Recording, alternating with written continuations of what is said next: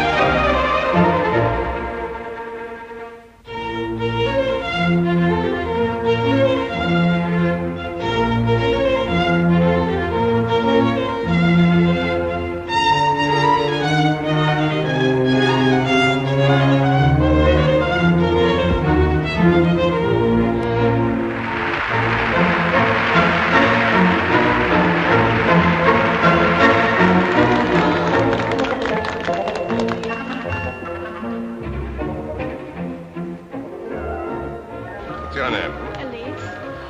Charming. Signor Paganini, surely you haven't forgotten me. Madam, did I ever know you?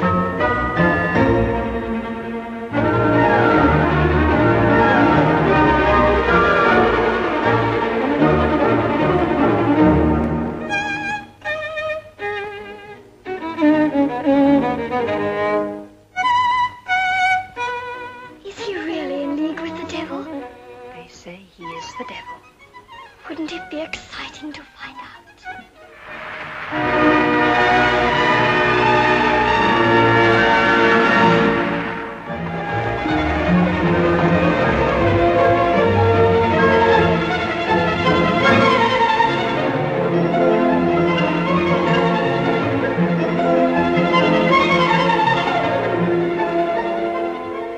I wouldn't miss this concert for anything.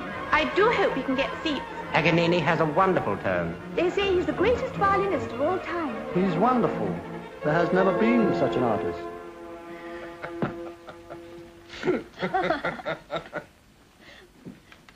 Well, go on. What did he say?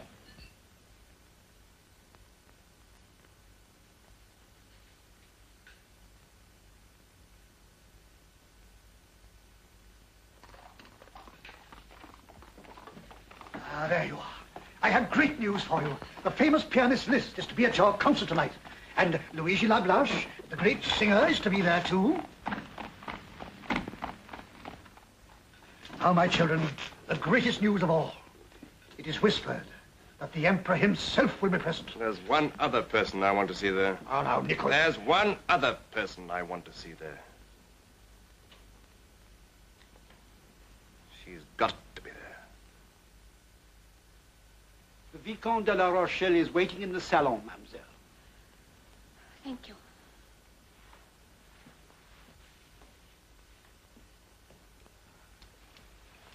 Jean, but you'll have to change quickly, dear, for her to ride in the Bois. I'm not in the mood for riding. Oh, just as you wish. Lately, it's been rather difficult to keep pace with your moods. We'll ride tomorrow. Oh, that's always tomorrow. Same with everything. We even keep putting off our wedding day. Not that again, Paul. Tomorrow we'll ride in the Bois. Next month we'll be married in Rome. So that's settled, isn't it? I'm sorry, Jeanne. It's only because I want you so much. So very, very much. Yes, I know. What is it that keeps us apart? Can't you tell me? There's really nothing to tell, Paul.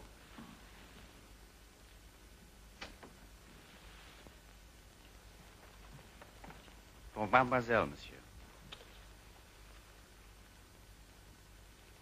I will play the caprice tonight, especially for you, Niccolo. I understood that you'd seen the last of this wretched fiddler some time ago. Yes, Paul. And that you neither meet him nor correspond with him again. I assure you I haven't done so. So that this charming, intimate invitation comes suddenly out of the blue from a man to whom you've given no word of encouragement. Really, Jeanne, you can hardly expect me to believe that. Happens to be true, Paul. Then this is a deliberate, calculated insult to my honor, which I cannot possibly ignore. Paganini knows we're going to be married, has known it for some time, and yet he persists in forcing his attentions upon you. Very well. I fancy he regrets his impertinence. Paul, really? I'm sorry, Jeanne, but this must be settled once and for all. I think we'd better discuss this when we're both a little calmer.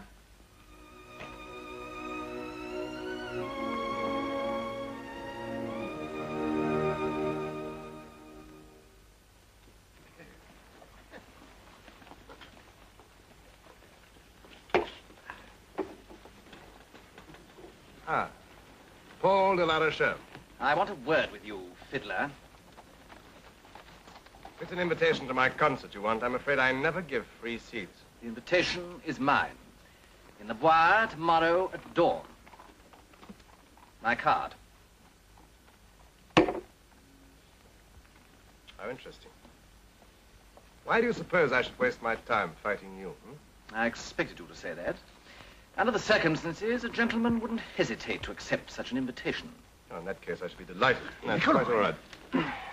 My seconds will call on you. I look forward to our next meeting.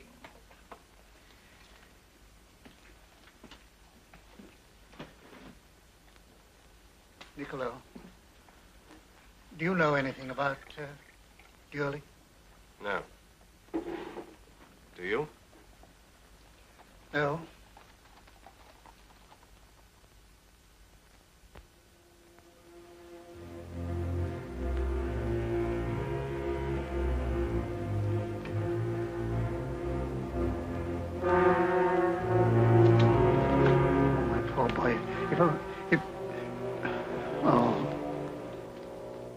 Let me in. I must speak to Mademoiselle de Beaumont. Let me in. Let me in. Get out of my way.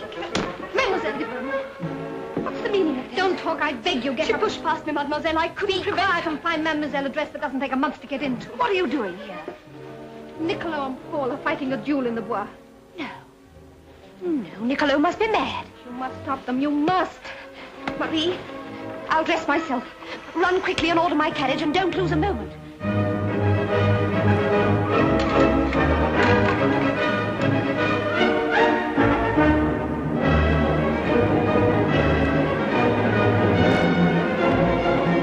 Rather clumsy for a fiddler, wasn't it? Well, come on.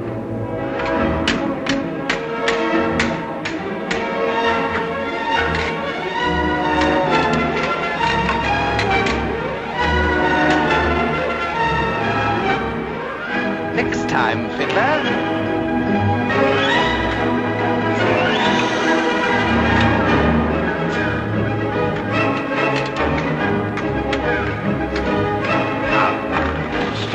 Stop the fight. He's wounded. Oh, yeah. Take this, man. Give me that. I'm all right. Oh, stop!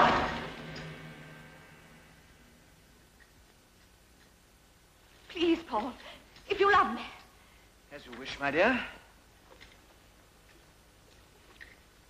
Thank you.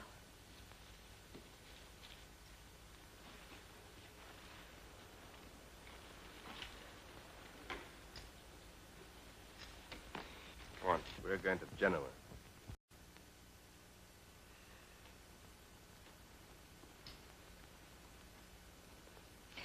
There you are, and that's enough for today. Thank you. Niccolo, Hmm? I don't want to keep on about this, but when are you going to start practicing? Well, not today. There's plenty of time. But you haven't played for months. You must Don't try. worry, Bianchi. But I do worry. We all worry. You're so changed. Once your music was your whole life. I don't understand. Oh, I'm sorry, Bianchi. I know I'm being selfish keeping you here when you should be going on with your singing, but... I wasn't thinking about that. You know I love being here with you. Your health, Signor? We mustn't let him cancel any more concerts, Signor. No. Don't you realize it's costing us money? Money! Money. I agree. I refuse to allow him to ruin us for so trifling a cause. Yes. No. He gives up work. And why? Because of a mere scratch. That has nothing whatever to do with it. If you'll forgive me, Signor. Something entirely different. But, Niccolo, for my sake, please try. All right. Slave driver. Thank you.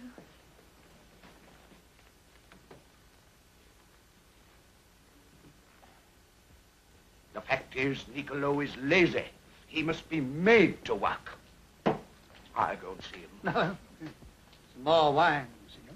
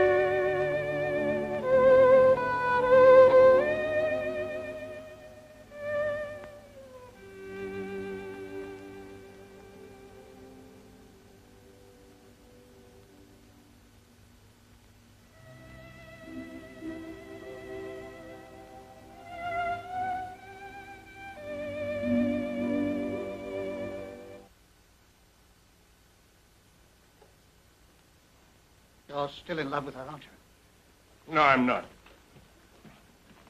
What do you mean? Jeanne, you were playing to her then. That was her music. That's my music, from my head and my hands. I wrote it and I played. You hear? I played for myself. Niccolo, it's Jeremy, your friend. Don't pretend to me. You've been more hurt by Jeanne than that scratch on your arm. Can't you talk of anything except Jeanne? I played her, I'm hurt by everything. I'm a child to be hurt by nothing. Leave me alone. No, I'm telling you what's wrong with you, why you can't play now. Jeanne played, you say? But you could if you forgot, Jeanne. If you could get your heart and mind back, then you'd play. Why don't you try? I do try, Jane. I try all the time, but it isn't any good. All the music reminds me of it, every note. I try, but I can't keep her out of the music. Now listen to me. You're behaving like a spoiled child. You're ingenious. Your heart has been hurt, your mind has been hurt. All right, that's happened to many people before. Are you going to be like all the others? Are you going to sit here moping about it for the rest of your life? I'm disappointed in you. Talking? Why are you talking? You must work. Do you hear? Work. I've been patient with you, Niccolo, patient enough. Get back to work. There's nothing wrong with you that work won't cure. Antonio, don't bully him. Niccolo's arm will be well again soon, won't it, Niccolo? It's not my arm, Mother. That's nothing. You don't understand. I'm well enough. I've no heart for playing. I've no faith in myself anymore. But you will have, Niccolo. You'll get your faith back again. Well, of course he will. He must. It's in the hands of Providence, my son. And when the call comes, then you'll play again.